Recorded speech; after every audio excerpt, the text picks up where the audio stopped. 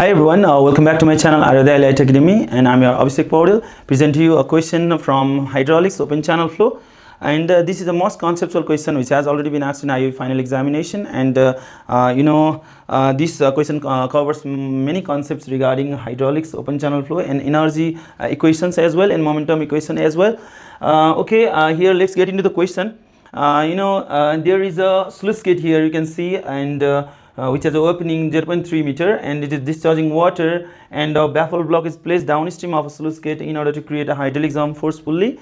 And it is not the hydraulic jump may not be created if the baffle block is not placed here, so that's why the baffle block is the question is asking you that a jump is created just downstream of the gate with the help of concrete baffle block. Okay, you have to understand that the baffle block is placed here and the jump has been created. Okay, and the flow is passed through a broad crested weir here, which has a height of 0.1 meter, and you can say this is a hump as well. And the question has stated that there may not be critical depth, but the question has told you that there is a critical depth already here, which is 1 meter in height. So it is given here the flow is critical over here, and so that's why there is a critical depth 1 meter. And the question is asking you to determine the force exerted by this flowing water on this baffle block here. You are supposed to find out the force by the water, and also you have to find out the depth upstream of a sluice gate. Okay, just downstream there is a depth 0.3 meter, but just upstream there is no depth given, so that's why you have to find out the depth just upstream of the sluice gate. So this is all about the question, and how we do this question. Let's get through this by making an extra abstract here, and just how to solve this.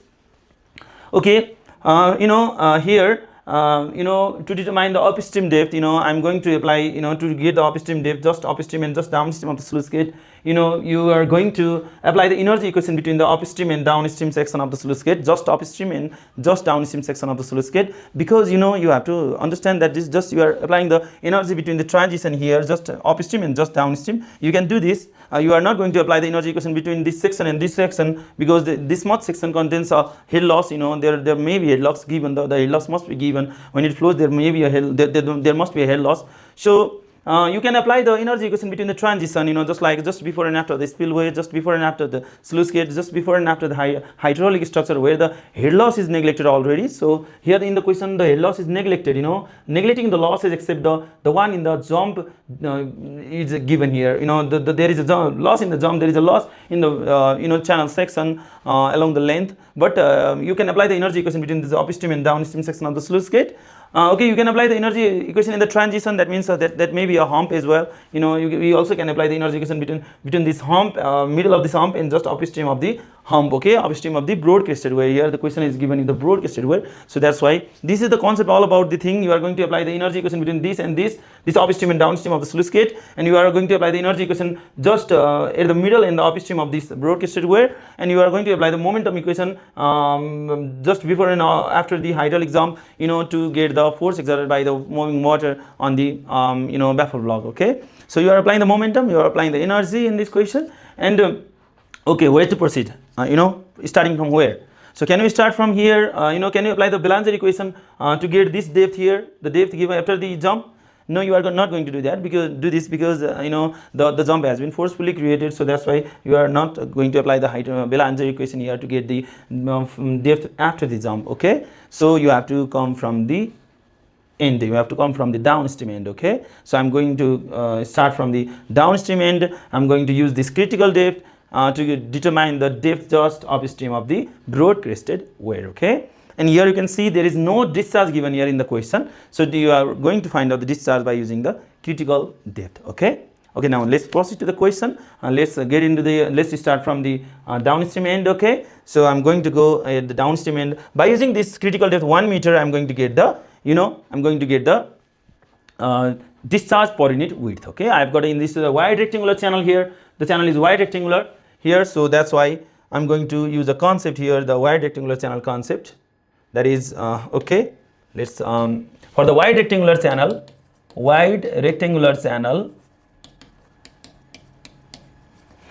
you have got hydraulic radius r is equal to y. Okay, this one is a hydraulic radius.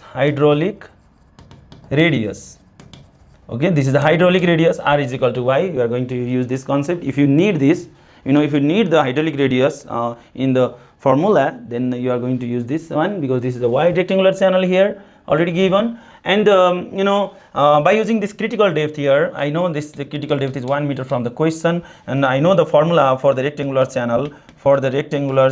I know that the formula for YC is Q square by G to the power 1 divided by 3. Okay, this is a formula which has been created, which has been derived from the critical condition. That is, the critical condition is what? Q square T by G A cube is equal to 1, which is the G A cube is equal to 1, which is the Froude number square. Okay, Froude number square is equal to 1. So starting from the Froude number is equal to 1, I have got the this equation. This YC is equal to Q square by G is equal to 1 Q square G to the power 1 by 1 divided by 3. So by putting the value of YC here, you can get the value of Q. Okay, so now let's get the value of Q. That is, putting the YC, 1 is equal to Q square divided by 9.81 and whole to the power 1 divided by 3. If you do this, then we are going to get the Q over here. So I'm going to get the Q right here. That is, the Q is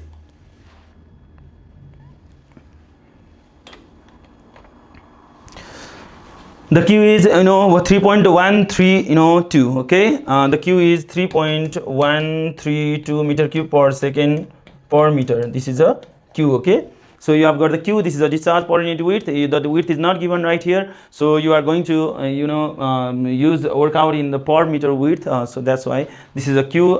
We have got the Q, and now let's apply the energy equation just at the middle and just at the upstream of the broad crested weir. Okay, so now let's get into another part, that is now apply the, let's get the energy, critical energy over broad crested weir. You can get the critical energy over broad crested weir, that is EC is equal to 1.5 YC for the rectangular channel. Okay, for the rectangular channel, we can derive this EC is equal to 1.5 YC. You have to remember this for many numericals in GBF and RBF here. So that's why if you do this, 1.5 into YC is already 1 meter. So that's why it's a 1.5 meter. So I have to say that we are working on the energy in meter all the time here in hydraulics. So that's why it is in meter, 1.5 meter. So we have got the energy here, and by using this energy, critical energy, and the hump height here, the broad crested weir height, weir height given here, that is del Z is given that is 0.1 meter. Okay, the del Z is here 0.1 meter. Now we can apply the energy equation between just upstream of the broad crested weir and the middle of the broad crested weir. Okay, so the energy equation is written as here, that is, here you can say this section is this section is EC and this section is 2. Okay, you can say this section is 2. I'm going to send the color here. You can say this is section 2. You can say this one section 2. So now you can apply the energy equation. E2 is equal to EC plus del Z. Okay, del Z here. You're writing the energy equation like this because in this section the energy just upstream of the change of the flow. There is a change. There is a same flow here. There is a same flow here from this just depth after the jump to this point. So that's why I'm going to name this as a 2, in which the flow depth is same, and after the 2 there is a change in the water surface elevation. Okay, so E2 is equal to EC plus del Z. Now you can get the E2. So how much is the E2 here? E2 is equal to you can write here, E2 is which call I'm going to use. Okay, E2 is equal to EC is how much you got? 1.5 plus del Z is how much? 0.1 meter. The del Z is 0.1 meter here is given in the question, given in the figure. So that's I'm going to use this as the E2 is energy is 1.6 meter. Okay, the energy E2 is given as 1.6 meter. Here the energy at the section 2 has been found out by using the downstream critical energy concept and the energy equation between just before the hump and just at the before and the middle of the hump. Okay, so now by using this E2 we are going to get the Y2. Okay, by using this E2 we are going to get this Y2, and I'm going to name this as Y2 here, Y2, and this is Y1. Okay, Y1 is same as this 0.3 meter here. So that's why and I name this as a YU. Okay, this is the upstream depth, YU. Okay, YU, you are supposed to find out the YU by using Y1. Okay, by using the energy equation in just before and after the sluice gate. So by using E2 I'm going to get the Y2. Okay, in another page.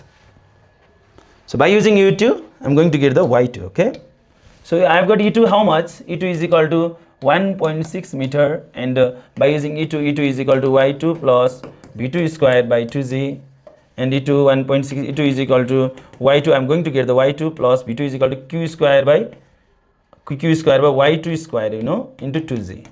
So because why? Because b2 is equal to q by y2. b2 is equal to capital Q divided by a2, and capital Q divided by a2 means b into y2. Here the width has not been changed. Okay, the width has not been changed.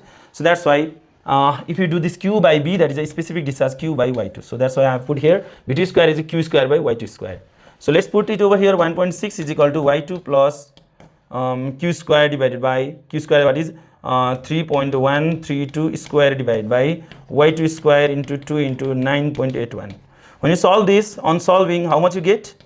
On solving, you get y2 is equal to, I think you get y2 is equal to 1.305 meter. Okay, so you may get this y2 1.305 meter. So now I've got the y2 1.307 here, right? So you can do it by yourself. You know, I'm going to get this 1.307 meter here, and the depth y2 is 1.307. all right, so we have got y2 1.307. let's take this one, looking at the figure previously, and look at this figure here. In this figure, you know, there is a depth 1.3 meter, there is a depth 1 meter, okay, and there is a 1.1 meter. Total height is here 1.1 meter. The height from here is more than here, so there is a y2. There is a y2, you know, this one, you can say this as y2 as well, you can say this as y2 as well. y2 must be greater than this 1.1 meter, okay. There is how much you got? 1.307 meter. So looking at the question, the depth is also okay, so you have to check this depth also, okay, in the looking at the question. You know, now you are not getting the y2, you are not getting the y2 by using this y1, by using Belanger equation, because it has been forcefully created. The idealism has been forcefully created. We are not going to go from this y1 by using the Belanger equation in this question, okay. If there was baffle block was not placed, and the idealism would be created, that if idealism would be created at that moment, you could have done that. You could have applied the you know, Belanger equation at that moment. It's freely jump case, in the freely jump formation case, okay. So now I've got this y2. Now let's go to this sluice gate here, right here, sluice gate, and you are going to apply the energy just before and after the sluice gate, okay. So I'm going to get to the sluice gate right now. Now, okay, I'm going to add the question here. So here you have got a sluice gate.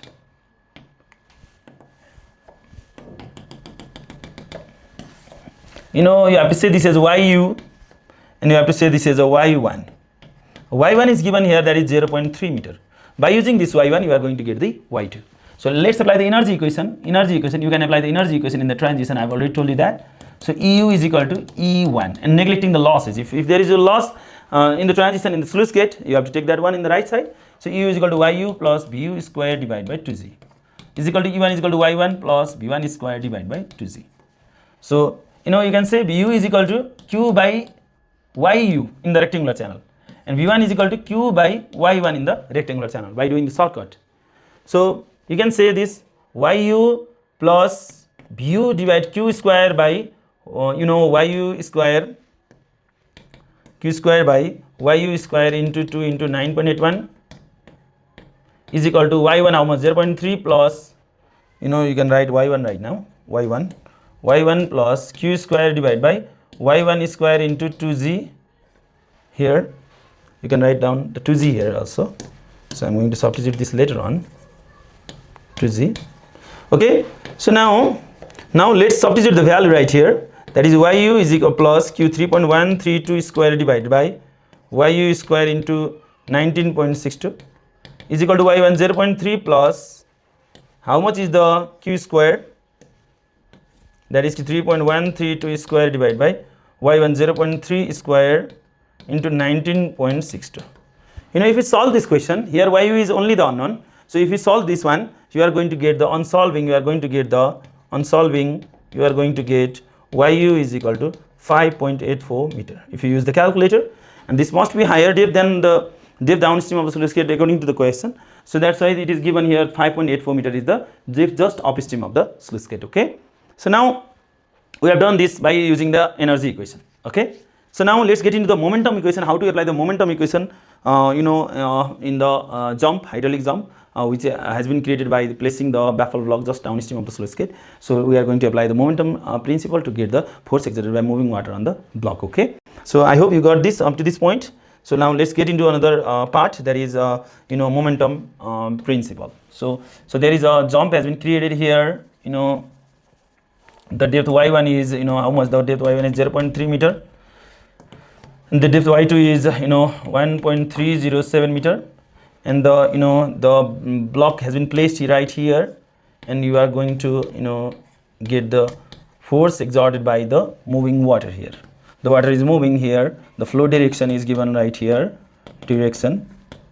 Okay, so now I'm going to set up this this block has been placed and the hydraulic jump has been created, and due to this one the force has been exerted. I'm going to take the reaction here developed due to the moving water opposite to the direction by using the Newton's third law.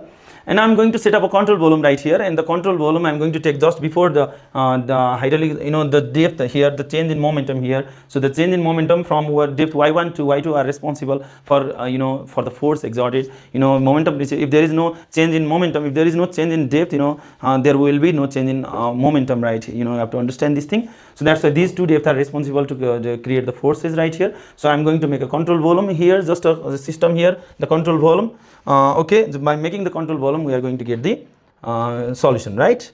So now, I'm writing the control volume here in the just leftmost side. There is a depth y1 is equal to 0.3 meter here, y1, and there is a jump right here. You can say this is this is a y2, that is a 1.307 meter, and then you can say a reaction force right here, and the frictional force has been neglected because this you can apply the y1, y2, and this is a control volume, and looking at the control volume right here, you can say that there is a force F1 acting toward the control volume, hydrostatic force F1, and there is another hydrostatic force acting toward the control volume. Okay, so we are taking this infinite element control volume, and we are toward the control volume there are the force, the pressure force, hydrostatic force acting toward the control volume, and the reaction force opposite to the flow direction. Okay, so at this point we can apply the momentum principle. We can write the applying momentum principle. So applying momentum principle, applying momentum principle, summation force is equal to rho q v2 minus v1. There is no momentum coefficient factor given. I've written it directly here. The m v2 minus m v1 divided by t has been derived to this point. So I'm writing here directly. So you have got an equation right here. Right side positive, you can say f1 plus minus r minus f2 is equal to rho q v2 minus v1. Okay, you can write this, and you can write this as equation number 1, and you are going to get the f1, f2, q, v2, v1, 5 variables right here, and substitute here, and you are going to get the answer. Okay, so the answer is r. You are supposed to find out the r right here, kilonewton. First of all, you are substituting rho here, so that's why it comes in a Newton, and then later on you divide it by 1000, you get the kilonewton. So I'm going to get 5 variables right here, f1, f2, q, v2, v1, and substitute right here, and to get the force. But you have to remember one thing: the width is not given here, so that's why I'm width you have to work out in per unit width, that is 1 meter. I'm going to take the width 1 meter, and I'm going to get all the variables f1, f2, q, v2, v1, and substitute right here. Okay, so let's get into another page. So now rho is how much? Rho is 1000 kg per meter cube, 1000 kg per meter cube, and f1 is how much? f1 is equal to gamma a1 x1 bar. Okay, gamma a1 x1 bar, that is you have to say x1 bar. A1 is how much? A1 is equal to, for rectangular channel, b into y1. There is no change in width, so you have to write like b into y1, and b is how much? 1 into y1 is how much? 0.3. So that's why you are going to write 0.3 meter square right here. And the x1 bar is how much? x1 bar is y1 divided by 2, that is 0.15 meter. Okay, and the gamma is how much? Gamma is 9810 Newton per meter cube. So if you substitute all this value right here, f1 is equal to 9810, and a1 is equal to 0.3, and the x1 bar is equal to 0.15. How much you get? And you get the force in the Newton. Okay, you are going to get the force in the Newton, and how much is the force? You have to write here, and the force in Newton, that is how much will be the force right here. You have to calculate it, I'm using the calculator to calculate this, so how much will be this one? This one is gonna be 9810 and area 0.3 into 0.15, right? That is 441.45. 441.45 Newton. I've got the force E of 1 right here. You have to understand I'm working out in E of 1, that is this E of 1 is just at this direction, E of 1, by using the y1, right? So at this section E of 1 I've got the E of 1. So now let's get E of 2 right here. How much is E of 2? So E of 2 is acting in this section here. E of 2 is acting right here. By using y2 I'm going to get the E of 2. Okay, so so now E of 2 is gamma A2 x2 bar, okay. So how much is A2? A2 is equal to B into y2. B is how much? 1 into y2, 1.307. So you are going to get 1.307 meter square. And the x2 bar is equal to y2 divided by 2. That is the centroid, okay, from the surface, from the water surface. 1.307 divided by 2. How much will you get? 0.63, 0.654 meter, okay. 0.654 meter you get if you divide this. And gamma is how much? 9810. You can substitute this right over here. 9810 into area 1.307 into x2 bar 0.654. Multiply this, how much will you get? 9810 into 1.307 into 0.654, okay. You are going to get 8385.37 Newton, okay. This is must be Newton. 8385.37 Newton, okay. You have got this in Newton because you have got this gamma in Newton per meter cube. You are getting this force in the Newton, and so we have got force F1 and F2. Now let's get into the Q. Q is how much? Q is small q into B, because small q is equal to capital Q divided by V. This is a specific discharge, total discharge divided by width. If you do this, and you are going to get this one. How much is Q? 3.132 into B is how much? 1. Then you are going to get 3.132 meter cube per second, okay. So you get the discharge in meter cube per second. This is how you get the discharge. And after this you are going to get the velocity right here. V2 is how much? Q divided by y2. How much is Q? 3.132. How much is y2? 1.307. Do this one. So Q is divided 3.132 divided by y2 1.307. That is 2.396 meter, okay. This is the velocity, and this v1 is how much? v1 is Q divided by y1. Q is 3.132 divided by y1 is how much? 0.3. If you do this, 3.132 divided by y1 0.3, 3.132 divided by 0.3, that is you are going to get 10.44 meter per second. Obviously at the section 1 there is a higher velocity, 10.44 meter per second. Now I have got all the 5 variables right here, and if you substitute all these variables in equation number equation number 1, that is equation number 1. I'm going to write right here, in equation number 1. Let's write all the variables here. F1 is how much? How much you got? F1 you got 441.45. 441.45. I'm going to write here the equation number 1, that is F1 minus F2 and minus R is equal to rho Q B2 minus B1. If you substitute all the variables right here, 440, how much is the F1 right here? F1 is F1 is 441.45. F1 is 441.45 minus F2 is how much? F2 is F2 is 8385.37. 8385.37 minus R is equal to how much is the rho 1000, and Q is how much? Q is 3.132 into B2 is how much? B2 is you can say B2 is equal to 2.396 minus B1 is how much? 10.44 meter per second. 10.44 meter per second. If you substitute all the value on solving, how much you get? On solving, I'm going to put this in calculator right here.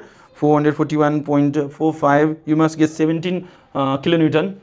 In this question, 8385.37 minus. There is a. I'm going to make an equation right here. 1000 into 3.132 into 2.396 minus 10.44. Obviously we are going to get the 17 kilonewton right here, and on solving this you are going to get the R is equal to 17,200 49.88 Newton, and if you do this divide by 1000, you are going to get how much? You are going to get 17.25 kilonewton. This is the answer. Okay, this is the force exerted by the flowing water on the baffle block. This is how you do this problem, and I hope you understand up to this point. And this video is going to be fruitful for many students who are preparing for the hydraulics IOE final examination and other universities also. If you have any comment, if you have any queries regarding this question, and you can write the queries on the comment box, and I will respond it immediately. And you follow me and subscribe my channel and get in touch with me for another videos also. Okay, thank you for watching up to this point. I recommend all of you to watch this video till the end, and thank you so much.